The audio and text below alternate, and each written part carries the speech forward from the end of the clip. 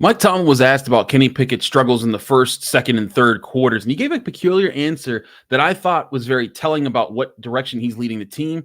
But some people think it means that he doesn't want fast starts, that he wants slow defensive grinding games. Let's talk about that. And what he said about George Pickens and Broderick Jones becoming a starter, all that and more here on the Locked On Steelers podcast. I'm your host, Chris Carter. Let's get into it.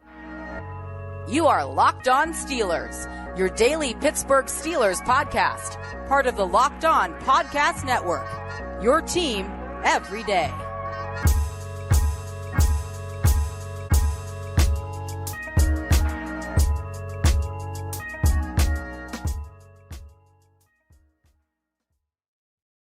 Hello, and welcome to the Locked On Steelers podcast. I'm your host, Chris Carter, bringing you your daily dose of all things on the Pittsburgh Steelers. As always, you can find the show on your favorite podcasting apps and on YouTube. Like this video if you enjoy it. Subscribe to this YouTube channel to get all of your daily Monday through Friday episodes, as well as our bonus content. We thank you for making us your first listen every day because we're your team every day. And today's episode is brought to you by Game Time. Game Time is the app you can download right to your phone. When you download the app, create an account and use code LOCKEDONNFL, and you'll get $20 off your first purchase. Last-minute tickets, lowest price, guaranteed. More on Game Time later.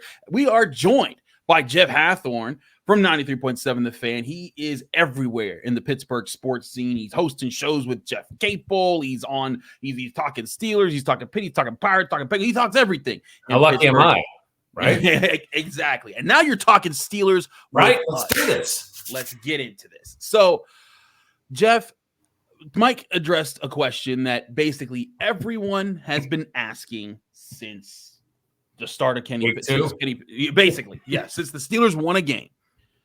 Why can't Kenny Pickett do what he does in the fourth quarter, in the first, second, and third quarters? Because if you look at his splits throughout the game, and we've talked about this a lot, he has, one of the worst quarterback passer ratings in the first quarter in the NFL, one of the worst in the second quarter of the NFL, a little bit better in the third quarter, but he's literally a top 5 quarterback in fourth quarter passer rating.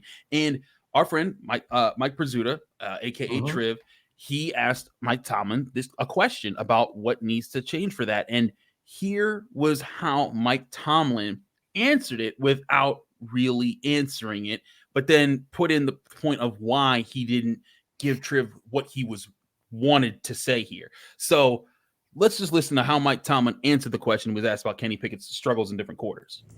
Mike, I think Pickett's quarterback rating 75 in the first 3 quarters. Is there something that's particularly not happening for him? What is his rating in the fourth quarter? It's like 108. Well, just ask it from that perspective. He's awesome in the fourth quarter, man. He rises up in those moments. He wants to be the reason why we're successful. He prepares his tail off. In some instances where people run from challenges, he runs 2 challenges. And so that's why his performance is so good in the fourth. Those other quarters will work on. So I think, just my take here, Jeff, before any spin happens to this, I think clearly this is Mike Tomlin saying, like, hey, he's doing great in the fourth quarter. We do acknowledge that we want to be better in these other quarters. But, like, people who think that Mike Tomlin is going to come out here and say, man, Kenny Pickett stinks in those first 3 quarters, don't know how the dynamics between a coach and a quarterback are supposed to be. Unless you want Mike Tomlin to develop rifts with his starting quarterback. I don't understand why there was such an uproar on social media about this, because there were a lot of Steelers fans who were saying, like, he dodged the question. And I'm like, no. He answered the question. He said, hey, we're looking at the positives of the fourth quarter. And he even said at the end of it, we're working on the other quarters. Jeff, did you feel like do you feel like Mike Tomlin is doing anything, I guess disingenuous about this situation, or do you feel like he's just kind of making sure, like, hey, I'm not trying to bag on my quarterback in front of everybody? I think actually, he's known Triv for a long time. Triv does work for the Steelers. They have a relationship, and they've had it for all of his 17 years. I think he was just trying to be funny. I think he was. Yeah. I really do. And people are taking it and just running with it as if, he's blowing off the first 3 quarters, or he doesn't care, or they're really not working. Of course they're working on it. Of course they want to be better. Of course they want to score every possession. And as you said, like, And I think he was joking like, hey, why don't you make that more of a positive question instead of being so negative as the media always is? But come at it from, hey, he's really great in the fourth. Like, what could he work on in the first three? But yeah, I think he was having fun with the way the question was worded. And every news conference, I think from week 2 until now, that question has been asked in some form. Yep. That question has been asked to him. And he's probably, A, tired of it.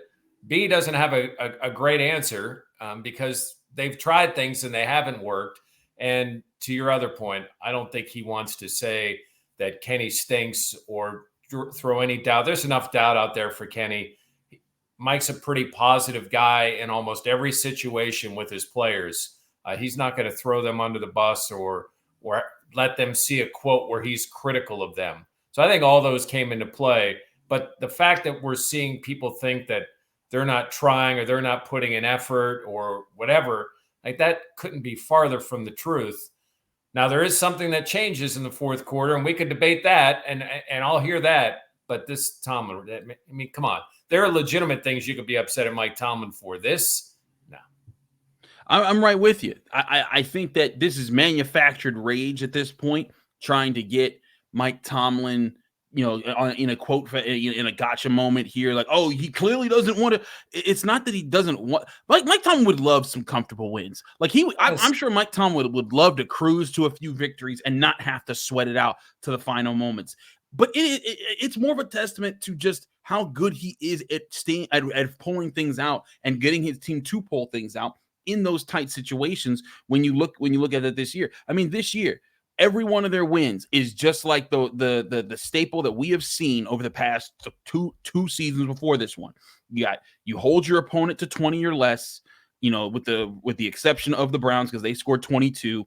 Your defense makes some big plays, and your offense protects the football, but then makes the push when they need to. And if it's late, they make it happen late. Now the Browns was one game where they didn't do anything late. That was the defense that scored in that fourth quarter. But the Raiders, the Rams, the Ravens, and the Titans, the offense did what they needed to do in those situations there, and they're 5-3 at this point. And again, this stems back to last year. You look back at how they played, a lot of their games. Kenny Pickett, especially in the second half of the season, a game-winning drive against the Saints, Colts, Falcons, the Ravens win, the Raiders win, all of those games where you saw kind of this blueprint coming forth. This is not a blueprint as if like Mike Tomlin just wants all football games to be like this.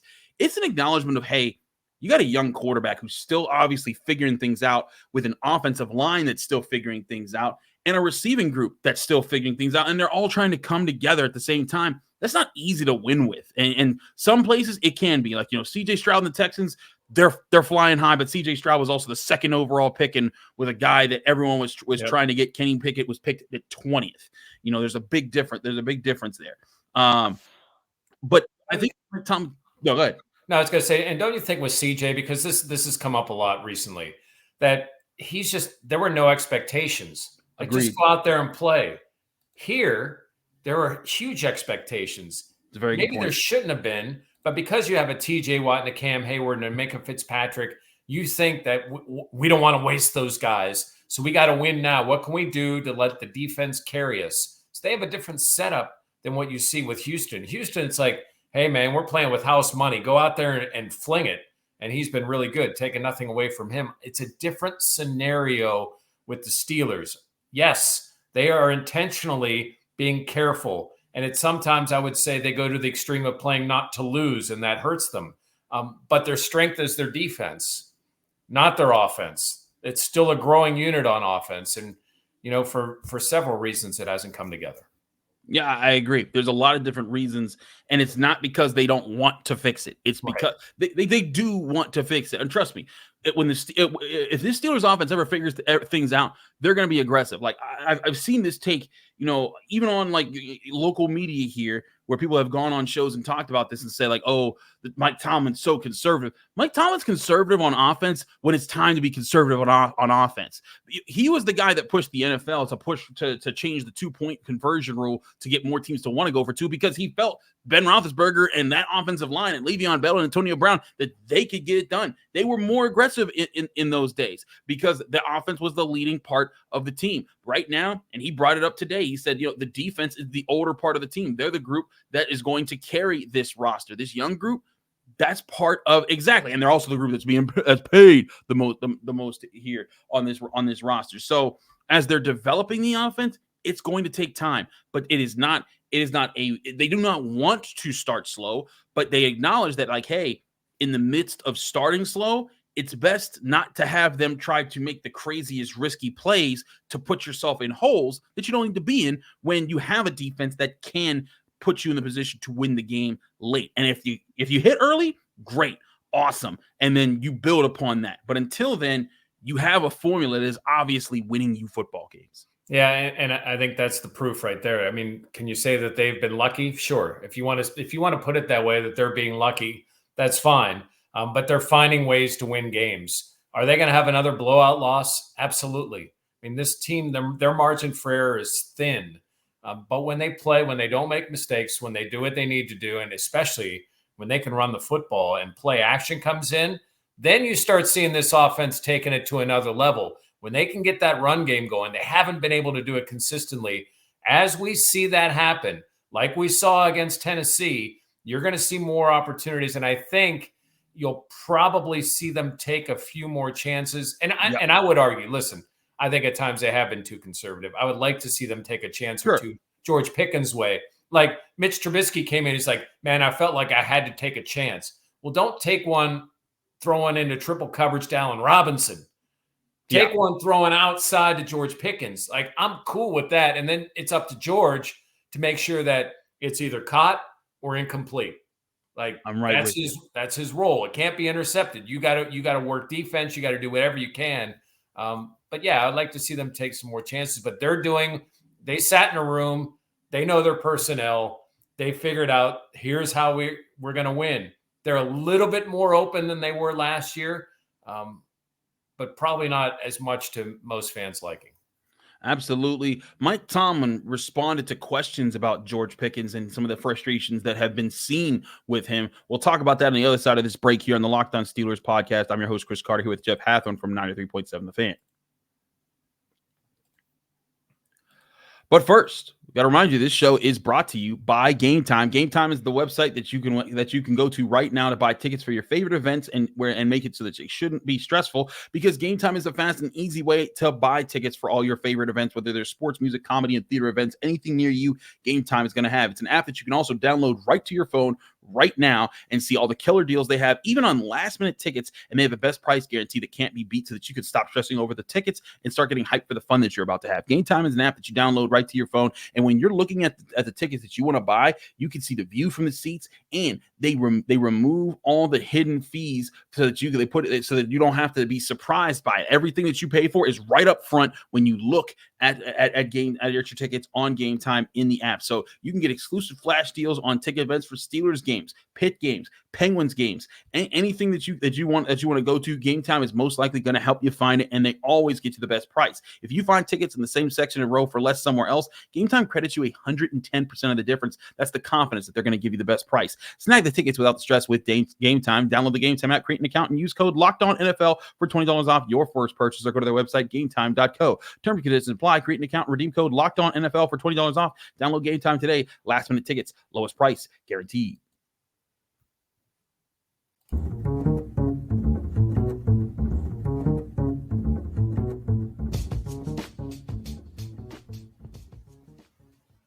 Back here on the Locked On Steelers podcast, I'm your host, Chris Carter, here with Jeff Hathhorn from 93.7 The Fan. Jeff, there's been a lot of questions about George Pickens and stuff, and I've talked about this a little bit on this show. I talked about it with Alan Saunders on Monday. I talked about it on my own on Tuesday, but we got to revisit it because Mike Tomlin addressed it. And I think the way Mike Tomlin addressed the George Pickens stuff and quote-unquote drama, I think is very interesting to talk about. So first, I asked Mike Tomlin about the impact that George Pickens has when he's not getting the targets and he's not being on the stat sheet, because Kenny Pickett talked about that. So we'll hear his response there. But then immediately after, Mike Tomlin is asked about Pickens' frustrations, and that's where I think that he started to put his master skills of handling a press conference at work. Here was Mike Tomlin addressing to George Pickens.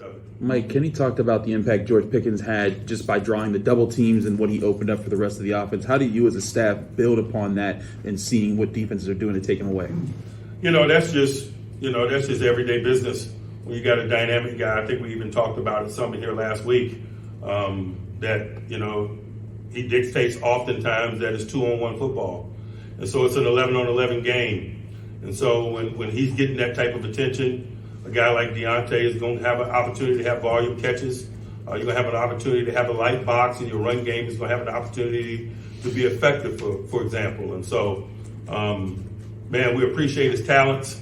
We respect what people do to minimize his talents, but we function as a collective. And there's some benefits for our collective when people make the type of commitment that they made recently to try to minimize his impact on the game. Has George expressed any frustrations to you over the course of the season? Heck yeah, man. He expresses frustration all the time, man. He wants to be significant. He wants to be a reason why we're successful. Man, y'all don't begrudge that. I want guys who want the football. I want guys who want to be central reasons why we're successful. And so that's a non-issue, to be quite honest with you. You've experienced, though, dealing with players, young players specifically, kind of working through that adversity, those frustrations. How do you coach a young player like that? Like breathing. It's easy. I know it's a cute story for you guys, but it is a pebble in my shoe, to be quite honest with you, in terms of the things that I have to do in an effort to get this group ready to play this week. Our focus is on the Green Bay Packers and what we're all going to do in this football game. And I can't state it any plainer than that. It's like reality television, the way you guys follow social media and write stories about it. So the reality television part was definitely a shot at that was a slap across the face for everyone who was talking about Instagram all weekend long. But okay, let's break a few things down here. One, he talks about how he welcomes Pickens wanting the ball, and I'm right with him. This makes the most sense. Why are we complicating this? Most good receivers, if they don't get the football, they're saying something. There's some out there that might keep their mouth shut, and good for them. Like Larry Fitzgerald didn't do that, but also you never had to worry about Larry Fitzgerald getting thrown the football because he was going to get that. But I think there was such a harsh reaction to George Pickens just not looking happy on the sidelines, and then just posts on Instagram that no one knew what they even meant. They just assumed because they saw his demeanor on the sidelines after Deontay Johnson's touchdown where he wasn't celebrating with him. And people started assuming the worst here. Meanwhile, Mike Tomlin's like, look, yeah, I'm sure he is frustrated because he missed a touchdown and he wants more chances to get those touchdowns. But you want those type of guys. You want guys who are going to make plays on your team. I don't think that this is some negative thing that anyone who's trying to turn this into. I don't think that's what we're looking at here. I think ideally you want a guy, you mentioned Larry Fitzgerald, that wants the football, that wants to be a team player, and is going to understand when the ball doesn't go his way. Those are really hard to find. Yeah. They are really hard to find that are good enough to play at this level. Like, you could find guys at D3 that understand and are cool and they know, and, I'm the best player, but this is what's best for the team. Like, ideally you want that. And it bothered me that Deontay, after 655 days, finally scored a touchdown, and that George wasn't over there to celebrate with him. And I agree. Not a great look. Deontay would have been one of the first to come over and celebrate with him. So that did tick me off. And that's a maturity level that he still hasn't attained yet.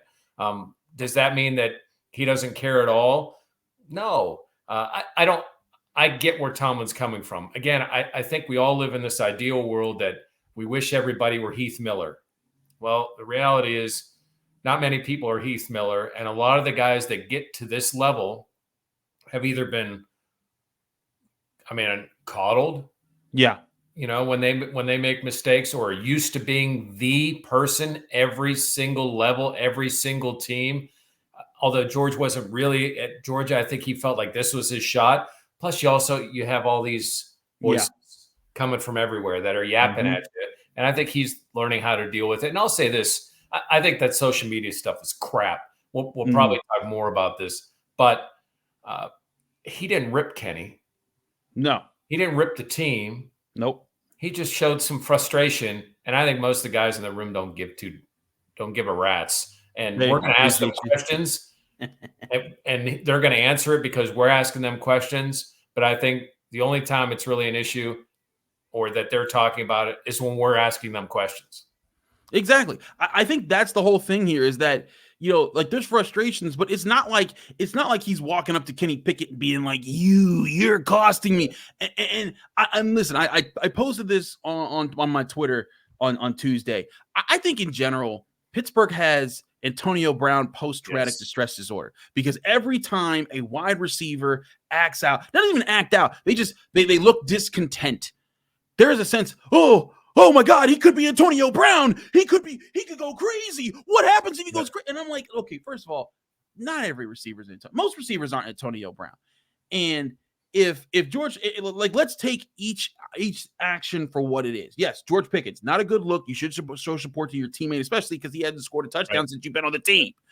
But at the same time, that is not anything like Antonio Brown not playing in the Bengals game. That was a must-win game for the Steelers to even have a shot in the playoffs. It's not like any of the trouble that Antonio Brown has gotten into in his off the field or anywhere else that he's gotten. It's nothing like that kind of stuff. And I know there's some people out there going to be like, oh well, Tomlin, he allows this kind of stuff to fester. There are people with attitudes and emotions and expressions everywhere in sports. Look at Stephon Diggs with the Bills right now. Stephon Diggs, the last 2-3 off seasons has been, oh my gosh, does he not like Josh Allen? Does he want to go? No, he doesn't. He absolutely wants to stay. It's just that he's frustrated. Wide receiver is a tough position because you literally can't do anything until the ball is thrown in your direction, and you probably only get that chance maybe 8 to 10 times in a game where there's maybe 40 to 50 snaps when you're on the field. So that's a tough situation, but I think this is a big hula. Like what you said, social media is what's driving this stuff. The Steelers aren't driving it. No. I don't think too many of us in the media are driving it. This is more of a fan thing. And I get the Antonio Brown people being scared of how that ended here with Antonio Brown. But I ask you this. Yeah, I know what you mean right here. And I ask this generally. Mm-hmm. Would you trade those 6 years of Antonio Brown? Knowing what the end is, would you trade those 6 years of production? Hell yeah. Every time. Yep. I know how it ended. I know how bad it was. You give me that player for 6 years. Yep. And I don't care how it ends. I think that's the thing that probably Antonio gets a bad rap for. And I think, listen, Antonio's not a good person. He's done some horrible things. Yes. But on the football field, he was freaking dominant. Yes. You couldn't stop him. And if you go ahead, finish your point. No, I was going to say, and if I could get that out of George Pickens for 6 years, give it to me. And if that means we have to release him after, that's cool. I'll take my chances because George Pickens, if he were to play at an Antonio Brown type level, you'd see this offense take another step, at least one. Absolutely. And that opens up so much more in your offense here. Bottom line, Mike Tomlin knows what he has in George Pickens. I think people criticize Mike Tomlin on a lot of different things. I think managing players might be Tomlin's best coaching trait. Handling different guys in different ways. People talk about, he allowed Antonio Brown to do. Listen, man, you saw Antonio Brown bounce around the league and out of the league in a year and a half. Mike Tomlin kept him on the Steelers for 9 seasons. He kept that dude under wraps. James Harrison, who, did at the end of his time with the Steelers, was upset that he wasn't getting playing time and left disgruntled. Guess what? Mike Tomlin had him from 2007 to 2017, and he's one of the greatest Steelers that ever played. And Mike Tomlin has over the years learned how to balance different things. And it's not the same thing with every player.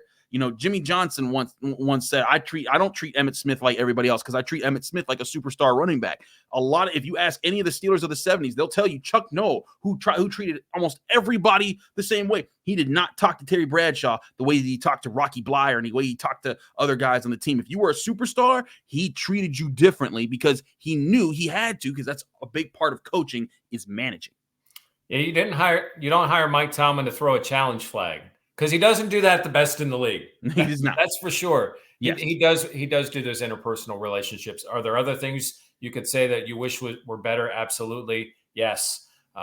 But if you can maximize the most out of your players, and I don't think most sane people would look at Mike Tomlin and say he didn't get the most out of his players. There are always exceptions to that rule, but guys who came to the Steelers played their hardest for this guy. And when you go into that room, as you have, Chris, and you talk to these players, they love that. They play their tails off because they love Mike and they think Mike shoots it to them straight, and that they're going to, they've been other places and they think this is a great opportunity. Again, it's not that way. It's not 100%, but when you look at other coaches across the league, I would say Mike is good, if not better than anybody at that thing. Are there game things we could talk about? We'll do that another time. Yeah. But in terms of this, I'm with you. And I think he also, unlike any coach I've covered, could teach a master class at PR and spinning it like he spun that on us today about how it's just the media. And he doesn't always use that same one. Like, he's clever. He comes up with different ways to diffuse situations, and he never throws his guys under the bus. Like, I can think of maybe one or two times where he really wanted to get a point across where someone did something really bad. Presley Hart. Maybe Martavis, who's in the news now. Chuks this week. Right. Unless he really has something. And he doesn't do that without first telling the team about it. He's reemphasizing it. He's not throwing guys on blast. I'm right with you here. But let's talk about what he did say about Chuks and why Broderick Jones is replacing him in the depth chart and not Dan Moore Jr. We'll talk about that on the other side of the break here on the Locked On Steelers podcast. Chris Carter, Jeff Hathhorn coming at you. But first, I want to remind you that we're also sponsored by DoorDash. Why root for your team on an empty stomach when you can have DoorDash deliver all the foods you want to save on football watch party with all of your favorites? Whether you want pizza, wings, pop, burgers, or even just buns, DoorDash can get it all delivered without missing the game. For me, I like to order some Big Shot Bob's wings delivered right to my door. Get me that Frank White sauce, and I am good to go. If I'm not feeling wings, I may call it Permanis. Get me a sirloin steak and cheese real quick. Just give me an old school Pittsburgh fries on the sandwich, no coleslaw. I don't mess with coleslaw out there though, but I love me some Permanis and all of those things. If you're a Pittsburgher, you can get all those right on DoorDash. Right now, you can get 50% off up to $10 in value when you spend $15 or more on your first order. All you have to do is download the DoorDash app today and enter the code LOCKED23. That's LOCKED23, LOCKED23, and subject to change, terms and conditions apply. But if you want even more value, you can save on all your grocery and restaurant favorites with a $0 delivery fee on DoorDash with all eligible orders on a Dash Pass membership. It's just a membership. You sign up for DoorDash and it gets you amazing deal opportunities. Get prepared before game day. Stock up on all your favorite appetizers and order all your tailgate gear on DoorDash to get ready to watch your team win. And again, that's 50% off up to a $10 value when you spend $15 or more on your first order when you download the DoorDash app today and enter code LOCKED23, subject to change, terms and conditions apply.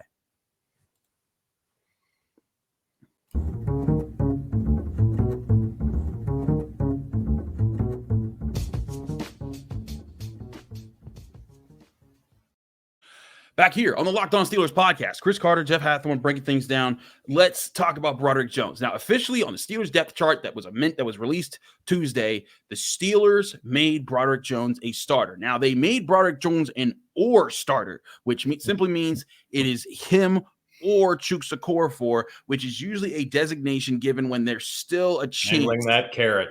Exactly. Like, somebody can still win this battle. Jeff and I know a lot about that because Pat Narduzzi does it all the time for Pitt football, and it's so annoying.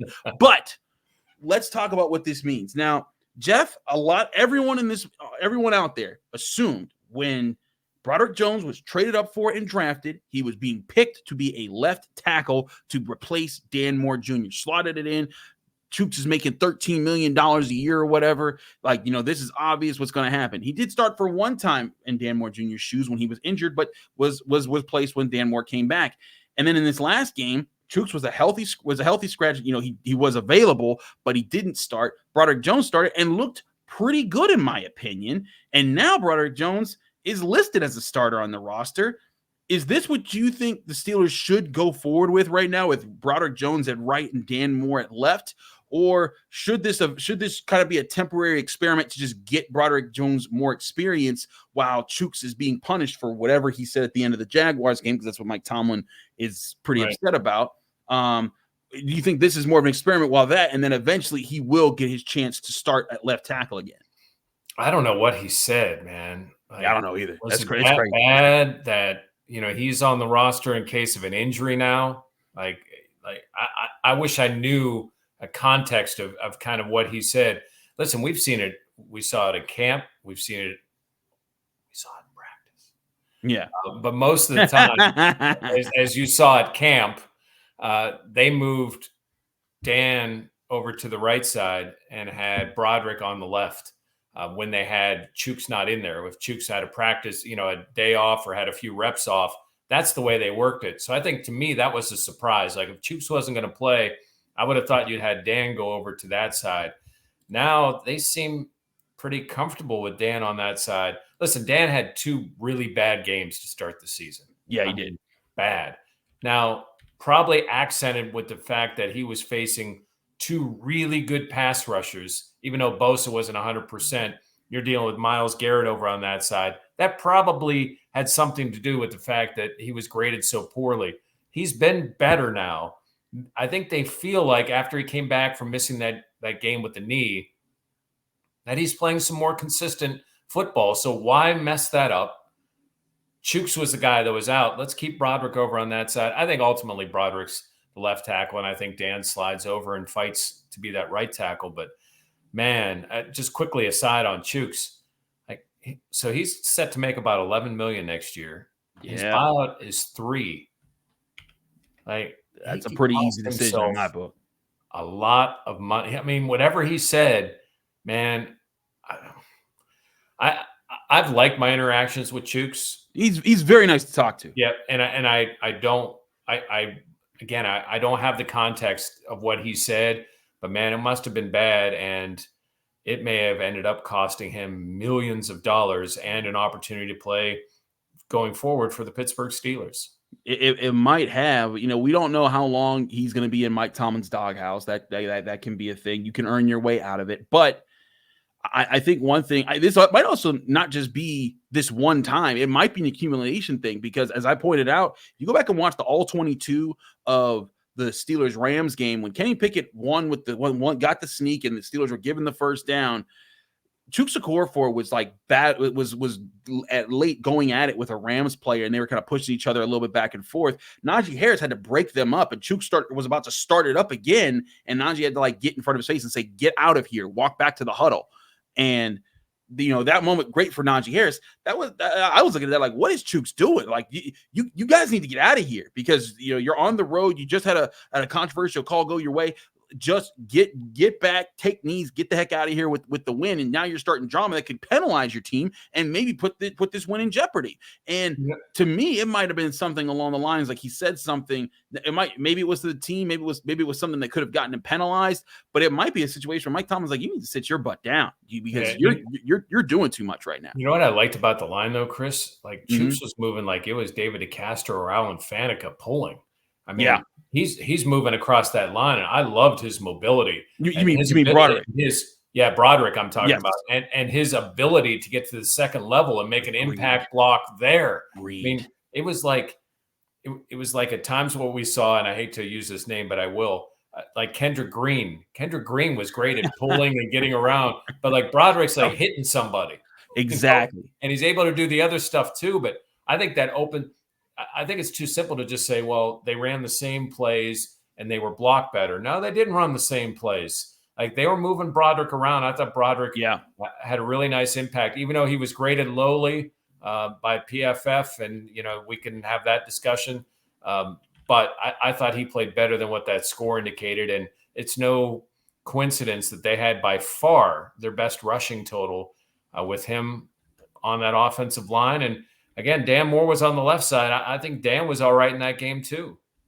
I thought he was too. And to your point, the athleticism Broderick Jones brings to that right tackle spot or to the left tackle spot. And here's my thing.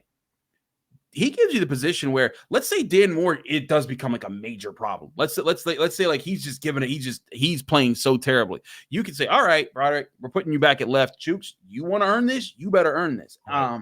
Because I also thought it was very interesting how Mike Tomlin, when Tim Benz asked him, is how much better is Dan Moore at left tackle than right tackle?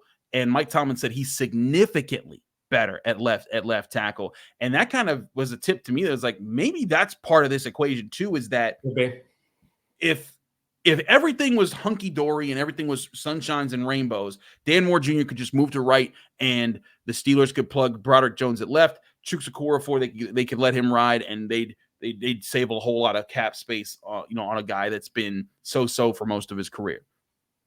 And maybe that's what they wanted, but it's not happening because they've tried to get Dan Moore Jr. to be like a right tackle, and he just hasn't fit in there yet. And it's a different position. It's a flipping of the sides. It's not a given unless you're really talented. And Broderick Jones is really talented, and I think we're seeing that in these opening games. I wonder if that plays into it, but I think either way, I don't think that Broderick Jones' slot this move makes him a right tackle for the foreseeable future. I think this is another chance for him to show how diverse he can be, how talented he can be. And then once he passes all these tests as a rookie, they're going to put him at left tackle, and they're going to find somebody who could play right tackle in a strong way and make this a more complete offensive line moving forward. And to your point, I mean, you can find right tackles farther down in the draft. And just because he's starting maybe his career for a few games at right tackle doesn't mean he's not going to transition to the left. And now the Steelers have to look for a left tackle. Now, I think you can, not as much projects, but you can find guys like in the third round or in the fourth round that can play right tackle.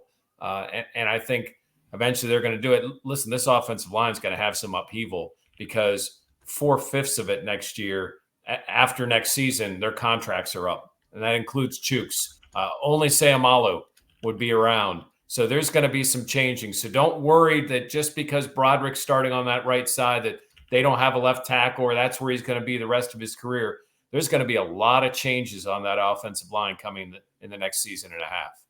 I agree. Broderick Jones is going to be somewhere in there. Where he'll be, we'll find out. Right now, he's at right tackle, and that's what looks to be what happens with the Green Bay Packers. We'll break down that Green Bay Packers matchup with our guy Peter Bukowski of Locked On Packers here for Crossover Thursday on tomorrow's episode. But Jeff, thanks so much for joining us here on the Locked On Steelers podcast on Wednesday. Let people know they can find you, follow you, and get more of your work.